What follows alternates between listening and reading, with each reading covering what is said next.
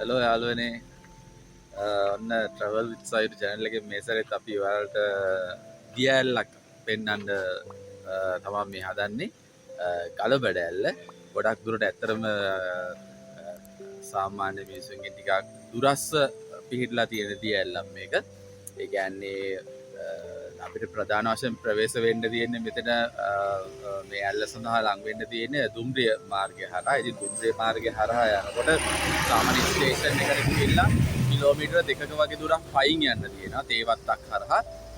එතකොට මේක සාමාන්‍යයෙන් මිනිස් වාසස්ථාන ටිකක් අඩුයි ඒ හරිය. ඉතින් ඔයගොල්ලන්ට මතකයි අපි මීට ඉස්සලා වීඩියෝ එකක් කරා මේ ගල්පොත්ත ගැන. ඒ කියන්නේ නාවල පිටියෙන් ඔයාලට එන රූට් එක පොඩක් ආපහු බලන්න මගේ වීඩියෝ එක බැලුවොත් එහෙම නාවල පිටියෙන් තලවා කැලේ පාරේ කිලෝමීටර භාගයක් විතර ඉස්සරහට එනකොට බව්වගම හන්දිය තියෙනවා. ඒ බව්වගම හන්දියේ පාලම පහු කරලා මීටර් 100ක් විතර ඉස්සරහට එනකොට දෙකිද හන්දිය. ඒ දෙකිද හන්දියෙන් දකුණට හැරිලා තව කිලෝමීටර 1කමාරක් විතර ඉස්සරහට ආපුවාම ඔයාලා දකින්න ඇති මෙන්න මේ පාලමේ. ඇත්තටම මේ සැරේ අපි මේ පාලමේ නම එහෙම දැනන් හිටියේ නෑ. මෙන්න මේ පාලම. මේ පාලමට කියන්නේ සුදු පාලම කියලා. මේ සුදු පාලම ළඟින් තමා වමට හැරුණාම ගල්පොත්ත තියෙන්නේ. මෙන්න මේ පාර ගල්පොත්ත පාර. මෙතනින් මේ පාලම හරහා යන මාර්ගය තමයි අපේ දැන් මේ යන්න හදන ගලබඩ ඇල්ල තියෙන්නේ. ඉතින් මේ ගලබඩ අපි Google එකේ ගහලා බලනකොට නාවල පිටියේ ඉඳලා තමයි අපිට රූට් එක පෙන්නන්නේ ගලබඩ ඇල්ලට යන්න. නමුත් එතනින් බලනකොට කිලෝමීටර් 30ක වගේ දුරක් පෙන්නනවා. මේ කියන්නේ වටවල පහු කරලා ඉස්සරහට යන්න ඕන මේ ඇල්ලට. නමුත් ඊට වඩා මේ දැන් කිලෝමීටර් 30ක් පෙන්නනෝ නෙහින්. නමුත් ගල්පොත්ත පැත්තෙන් යන පාරේ කියන්නේ අර තලවකැලේ ඉඳන් බව්වගමින් හැරලා දකුණට හැරලා යන පාරේ කිලෝමීටර් 10ක වගේ දුරකින් කෙටි මාර්ගයකින් මේ ගලබඩ ඇල්ලට සමීප වෙන්න පුළුවන්. ඉතින් අද අපි ගිහිල්ලා බලමු මේ මාර්ගය ඔස්සේ කොහොමද ඒ දියඇල්ල කියලා.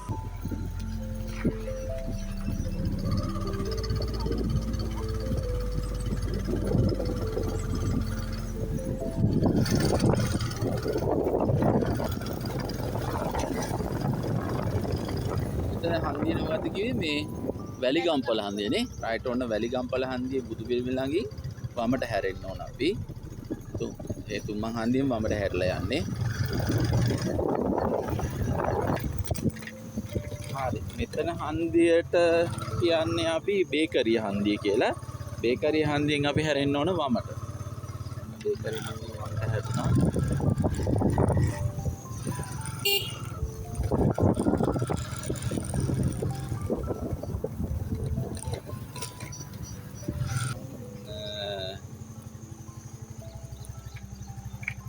ඔන්න ගල්පොත්තේ තවත් එක view එකක් අපිට ආහාරයෙන් දකින්න හම්බෙන්නේ නැති view එකක් තමයි මේ තියෙන්නේ ගලබඩ යන මාර්ගයේ. ඒ කියන්නේ බේකරිය හන්දිය පහු කරලා වමට හැරලා අපි එන මාර්ගයේ අපිට දකින්න හම්බෙන විදිය තමයි මේ ගල්පොත්ත අපිට මේ පැත්තේ පේන විදිය මේ.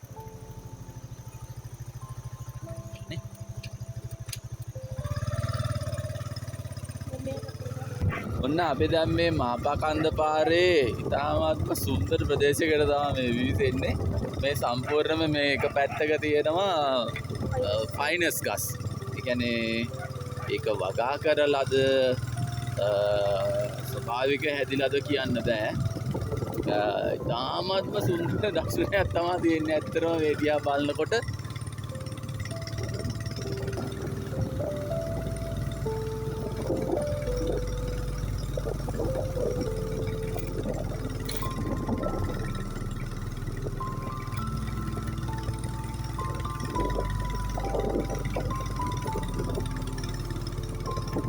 ෆොටෝ එකක් එම ගහලා යන්නේ මේ හරි.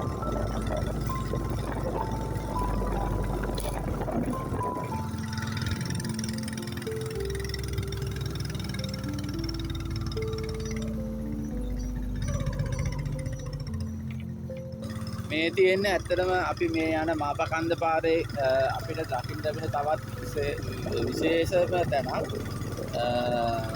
නාවලපිටිය උසස් තාක්ෂණ ආයතනය. මේ වගේ සුන්දර පරිසරයක ඇත්තටම ගොඩනගලා තියෙනවා. ඒක ඉගෙන ගන්න ඇත්තටම ශිෂ්‍යයන්ටත් මාර වාසනාවක් මේ වගේ පරිසරයක මේක පිහිටවලා තියෙන එක.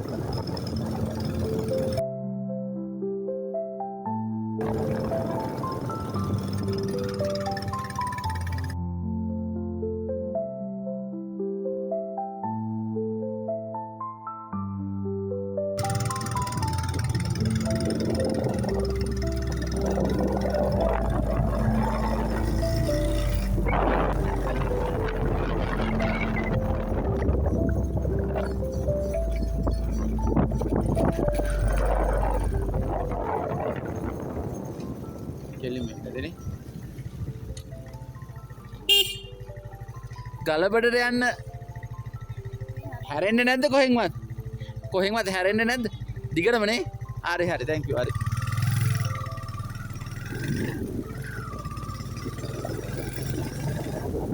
මාපාකන්ද විද්‍යාලය පහු කරලා යනවා අපි. මේ තියෙන මාපාකන්ද විද්‍යාලය.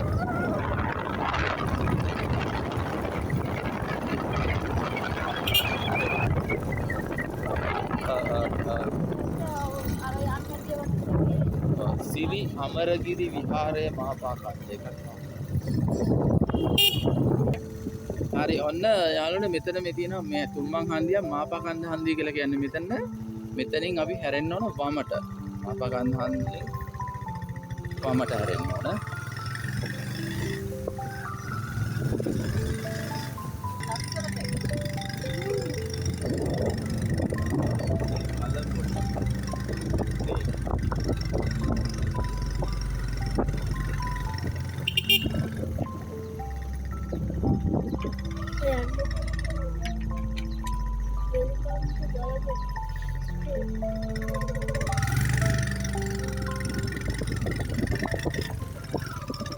ගලබොඩ වත්ත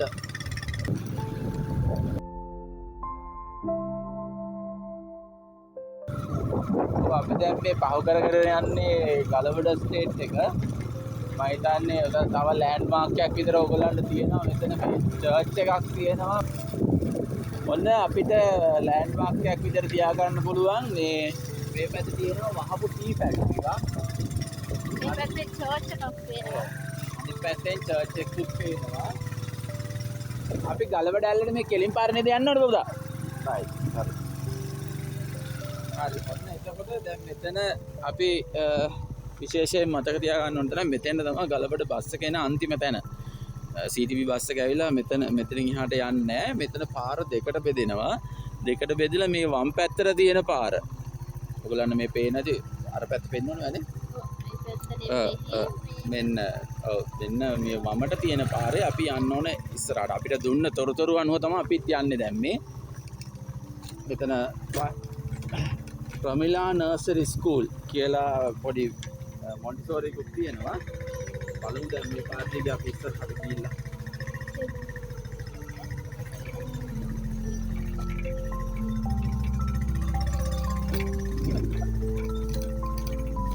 ඒතොර ස්ටේෂන් එකට යවෙන්නේ නැහැ. ගලබඩ ඇල්ලට කෙලින්ම මෙහාටද මෙහාටද? ඈ? මේ මෙහාට නේද? හරි. අන්න එතකොට තව අපි අඳුරා ගන්න ඕන විශේෂ තැනක් තියෙනවා මේ මෙතන. මේ තුම්මන් හන්දිය. මේ තුම්මන් හන්දියෙන් මේ පැත්තට යන්න කිව්වනේ. ඔව් මේක අහන්න කවුරුකුත් නැහැ. ඒකින්ද හොඳට මතක තියාගන්න මෙතන මේ හන්දිය. මේ බෝක්කු දෙකක් එහෙම තියෙනවා. අපිට බහින්න මේක ඔයාලා බහින්න මේක අදින්න බෑ දැන් අතර කරන නිසා අදින්න බෑ.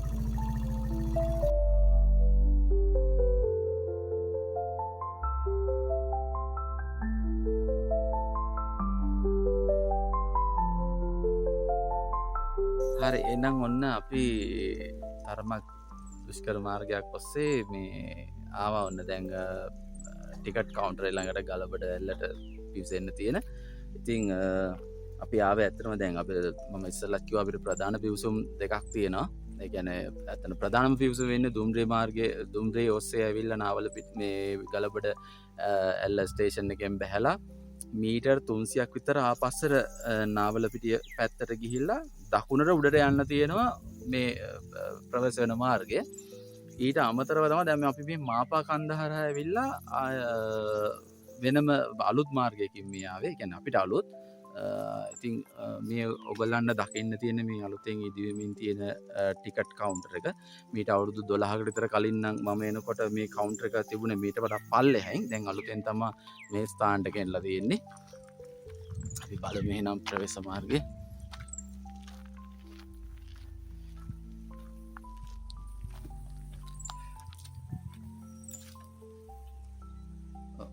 පාර ටිකට් කියන්නේ ටිකට් එක මෙතනින් අරගෙන බයික් වල එහෙ වගේ එනවනම් මෙතන පාකින් එකක් තියෙනවා. මේ ඕන තැනකින් මෙහින් මේක පාක් කරලා ඔයාලා එන බයික් වලින් තමයි එන්න පුළුවන්. එන්න ලොකු වාහන වලින් එන්න අමාරුයි. මෙහින් පාක් කරලා යන්න පුළුවන්. ටිකට් එකක් රුපියල් 100ක් වෙනවා. වයස 12ට අඩු අයට රුපියල් 50ක් වෙනවා ටිකට් එක. ඉතින් වැඩි හිටි ටිකට් එක බබා ඔයාගේ එක 3 මේක දුන්නා. එනකොට 50යි ගත්තේ අරගෙන නේ. රයිට්. හරි එහෙනම් අපි යමු බලන්න. කලබඩැල්ල බලන්න. යා එන්න. අපි නහද.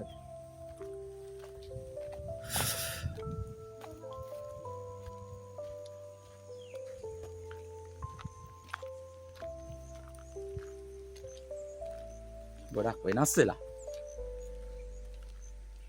අලුතෙන් මේක තමයි කියන්නේ මම හිතන්නේ අලුතෙන් හදන්න නේද මේ ටිකට් වලට ඔෆිස් එකක් විදියට. මම හිතන්නේ টয়ලට් ෆැසිලිටි තමයි එතන. টয়ලට් වගේ දේවල් තමයි හැදෙන්නේ එතන.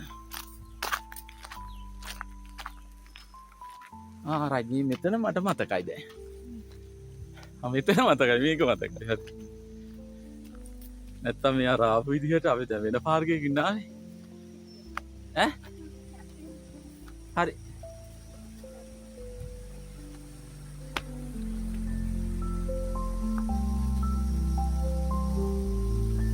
දියැල්ල නැරඹීමට පැමිණ සියලු දෙනාගේ දැනගැනීම පිණිසයි මෙම දියැල්ලේ අනතුරු බහුල සිදුවන බැවින් දියට බැසීමෙන් වළකින්නේ. එසේම අවට නැරඹීමේදී පරිසරය හා අවධානයෙන් සිටින්න. ඔබේ ආරක්ෂාව ඔබ සතුයි.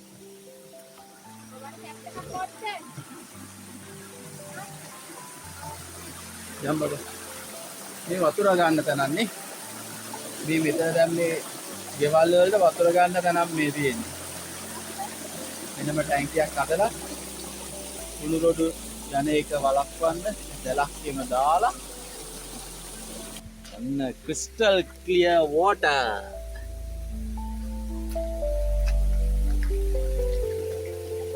කොහමද? මේක වියනක් වගේ බැඳලා තියෙන. ඉස්සර එනකොට මේ මෙහෙම මෙච්චර තිබුණේ නැහැ. මේ පැත්තට අතු නැමිලා මේ මෙහෙම වියනක් වගේ මෙහෙම බැඳලා තිබුණේ නැහැ ඉස්සර මම අවසානට ආපු යුගෙදී. පිරිසිදු ජලය කොහමද? ඉතින් වෝටර්ෆෝල් එක යා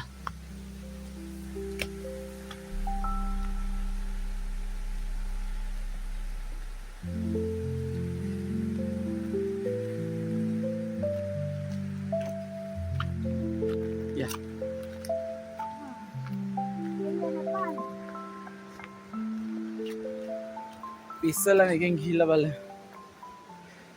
හරි ඔන්න අපි එහෙනම් ටිකෙන් ටික ආවා ගලබඩැල්ල ළඟට.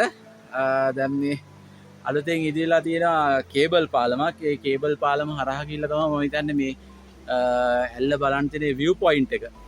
view point එකේ තියෙන මේ කේබල් පාලම හරහා ගිහිල්ලා තමයි බලන්න තියෙන්නේ නැත්තේ. අපි බලමු එහෙනම් ගිහිල්ලා ඒක.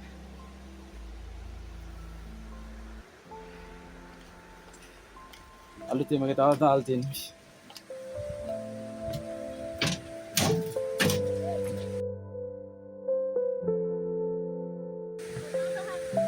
එනකොට ගා වාව් කොහමද? ගැඹුරු කොහමද? වාන්න ආස හිතනවා නාන්න අම්මෝ. යයි අයියා. නාන්න ඕනේ මෙතන.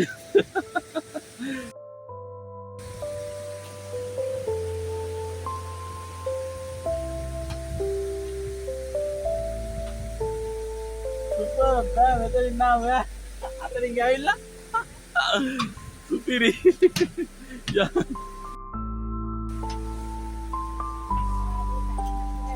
ඈ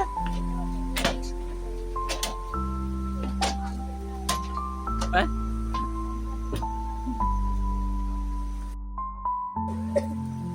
view point එක මෙතනනේ යා jump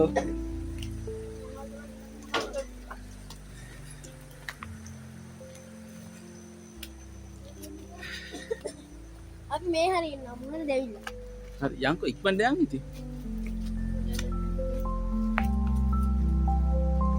බබා ඔයා පොඩ පස්සෙ මට ඉස්සෙල්ලා මේක වීඩියෝ එකට අහුවෙන්නේ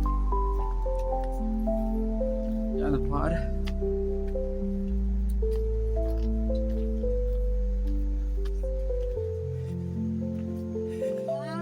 children park එක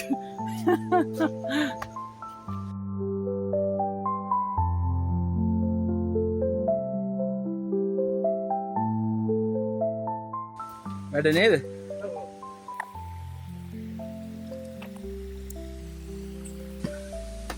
හරි ඔන්න අපි ආවා මේ ගලවඩැල්ලේ view point එකට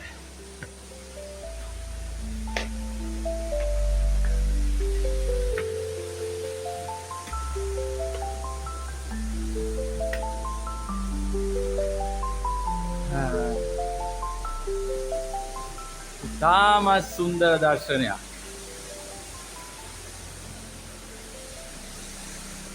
එක යුගයක අපේ අවුරුද්දට සමහරවිට දෙපාරක් ආපු බලන්න ආපු ඇල්ලක් නේ අවුරුද්දට දෙපාරක් බලන්න ආපු ඇල්ලක් මම මීට කලින් ඇත්තටම මෙතෙන්ද 7-8 වතාවක්ම ඇවිල්ලා තියෙනවා සුන්දරත් ඒ වගේමයි වෙනසක් නැහැ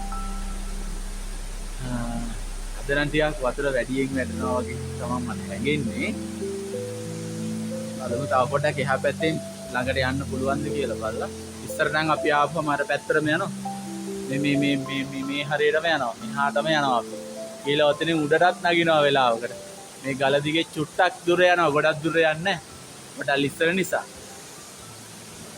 මං හිතන්නේ මෙතන කැම්පින් කරන තැනකුත් එක්ක වගේ කියලා තමයි මට හිතෙන්නේ මේ තේනවනේ ඉතින් අපේ අය ඉතින් ආපුවම ඉතින් කොහොමවත් මග සලකුණු තියලානේ යන්නේ අපි ආවා කියලා ඒකෙන් තමයි මේ හිතා ගන්න පුළුවන්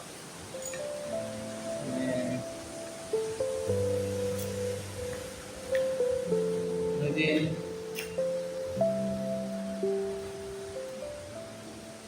ඉතින් අපි ආවා ඉතින් අපේ කට්ටිය ඉතින් මෙතන අපි ආවා හරි මේ මෙතෙන්න වඩා තව හොඳට පේනවලු මෙන්න මේ තැනට අපි එතෙන්නත් ගිහිල්ලා බලමු කියලා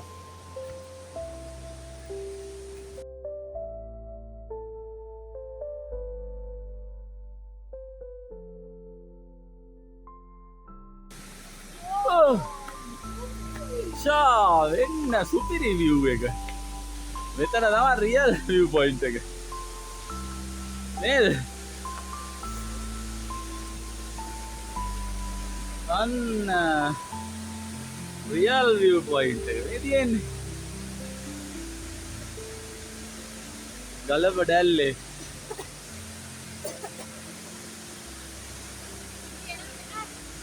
ඈ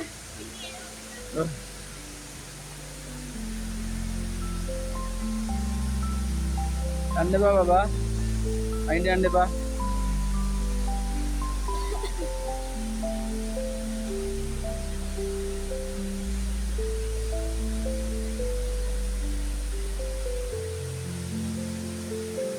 අපි මං හිතන්නේ අපි ෆොටෝ ගහලා තියෙනවා මේ මෙතන මෙන්න මෙතන අපි ෆොටෝ ගහලා දිනා ඉස්සරහා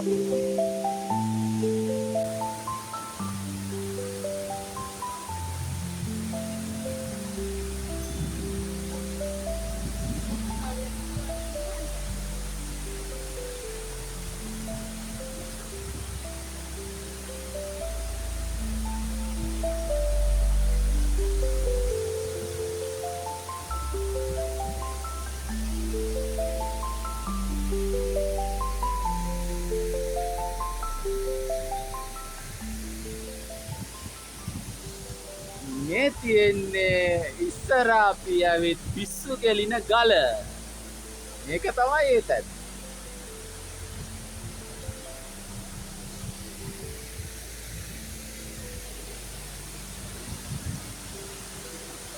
ඔන්න ඉතින් අපි ගලවලට ආවා.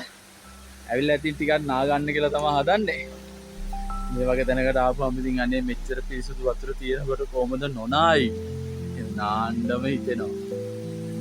එතනින් තමයි නාන්න හදන්නේ අපි. වතුර ගන්න තැන නම් එහා පැත්තෙන් වෙනම ඇලක් යනවා. අර මම හිතන්නේ ගෙවල් වලට කොහොමද ඒ වතුර ගන්න? ඒක මෙහෙන් තමයි අපි නාන්නේ. ඒකින්ද ඉතින් ගැටලුවක් වෙන්නේ නැති වෙයි.